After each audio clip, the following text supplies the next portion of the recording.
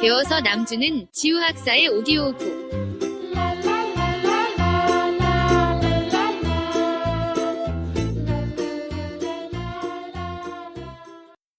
여러분 안녕하세요. 지우학사의 오디오북에 오신 것을 환영합니다. 이 내용은 문화재 전문 작가인 지우학사 최동근 작가가 파주시와 고양시의 지역문화재 답사를 위한 시리즈물로 기획한 것입니다. 단순한 오디오북 형태로 활용하셔도 되지만 파주시 광탄면의 전통 사찰인 보광사에서 현장 오디오 가이드로 활용할 수도 있습니다. 오늘은 두 번째 연재물로서 불이문과 보광사 범종에 대해 알아보겠습니다. 자, 그럼 시작하겠습니다.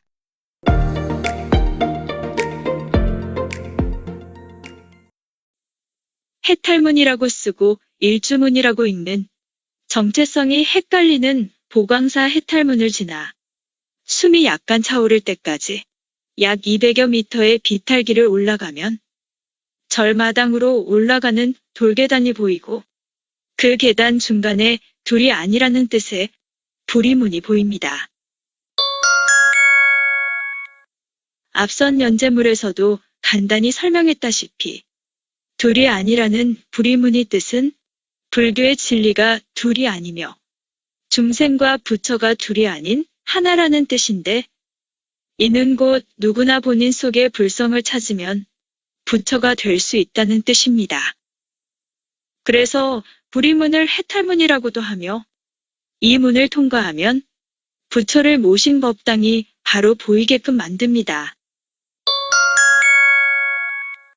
보광사 불이문 양쪽 기둥의 주련에는 중국 원나라 때의 고승인 중봉선사의 유명한 글귀가 걸려 있습니다. 오른쪽에는 입차물레이고 왼쪽에는 막존지혜입니다. 한자로 들입과 이차, 문문과 올레자이, 입차물레를 직역하면 이 문으로 들어오면 이라는 뜻이고, 없을 막과 있을 존, 알지와 풀의자이, 막존지혜를 직역하면 지식이나 해석은 존재하지 않도록 하라 라는 뜻입니다. 이 말을 종합적으로 풀이하면 이 문으로 들어선 자는 누구든 기존의 모든 지식이나 풀이법은 몽땅 내버리고 마음을 완전히 비우라는 뜻입니다. 불이문을 지나서도 또 한 번의 돌계단을 더 올라서야 드디어 절마당에 도달합니다. 돌계단 끝에서 봤을 때 바로 왼쪽에는 범종각이 있고 오른쪽에는 종무소를 겸하는 만세루가 있으며 정면에는 마당 건너편 높은 곳에 응진전과 산신각이 보입니다. 11시 방향의 큰 건물은 스님들의 거처인 요사체이고 1시 방향의 큰 건물은 보광사의 핵심 정각인 대웅보전입니다. 대웅보전과 나란히 있는 건물은 한때 원통전으로 불렸던 관음전이고 그 앞쪽에는 지장전이 있습니다. 여기에 관음전 뒤쪽에 어실각까지 돌아보면 전반적인 보광사 답사는 마무리됩니다. 자, 그럼 바로 옆에 범종각부터 답사해 보겠습니다. 범종각은 말 그대로 범종이 있는 정각입니다. 사찰에 따라 보광사처럼 범종각에 범종만 있는 경우도 있지만 제법 규모가 있는 사찰에는 대체로 범종을 포함하여 법고와 운판 그리고 목어까지 사찰에서 새벽과 저녁 예불 때 치는 4가지 공양도구인 불전사물을 한꺼번에 모아두는 곳이 많습니다. 불전사물 중에서 소가죽으로 만드는 법고는 땅에 사는 중생의 구제를 뜻하고 구름 모양의 운판은 공중을 날아다니는 미물과 영혼의 천도를 뜻합니다.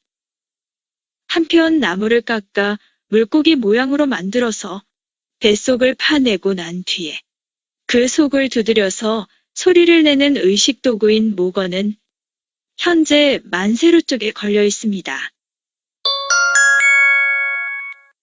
보광사 모거에 대한 자세한 내용은 만세로에서 다시 다루도록 하겠고, 여기서는 일반적인 내용만 다루겠습니다.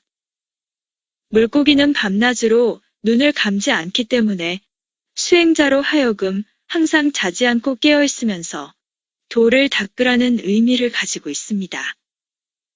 또한 물속에 사는 모든 수중 중생을 구제한다는 뜻도 함께 가지고 있습니다. 스님들은 이 모거를 휴대용으로도 가지고 다니는데 바로 목탁이 그것입니다.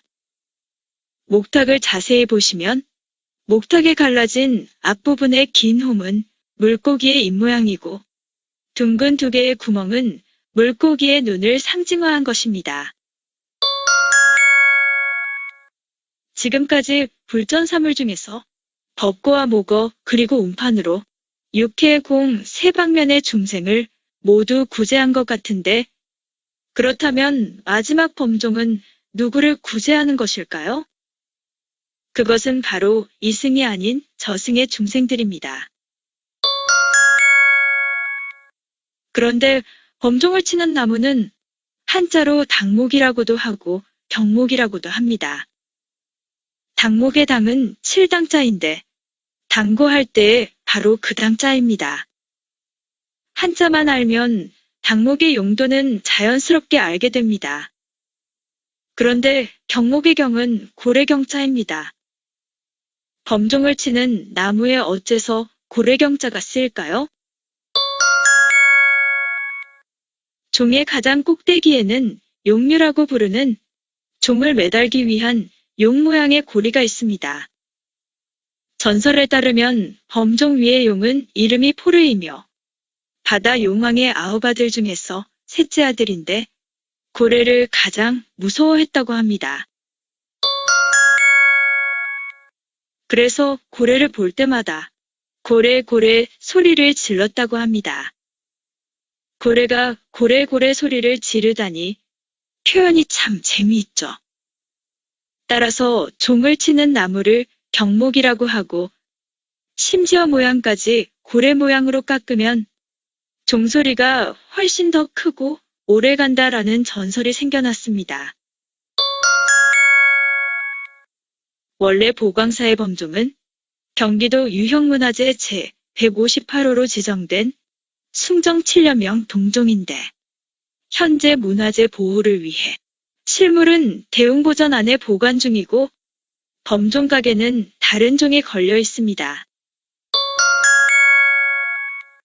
숭정 7년명 동종은 전체적으로 우리 전통 양식보다는 중국종 양식을 많이 반영한 조선 후기의 종인데 종의 몸체에 조선 경위를 알려주는 긴 명문이 있고 그 속에 숭정 7년이라는 제작 시기가 나와 있어서 숭정 7년명 동종이라는 이름이 붙었습니다.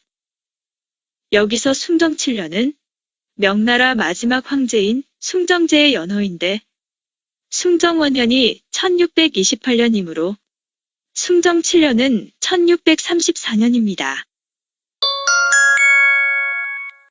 그런데 문화재 보호를 위해 범종각에 다른 종을 걸었다면 당연히 원래 숭정 7년명 동종에 복제본을 걸었어야 하는데 현재 범종각에 걸린 종은 뜬금없이 에밀레 종으로 널리 알려진 성덕대왕 신종의 축소 복제본에다가 보광사라는 이름만 새겨서 걸어두었습니다.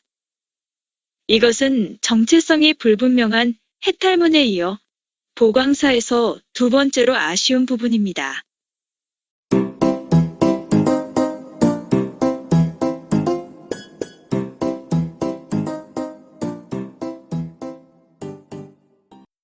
오늘은 여기까지입니다.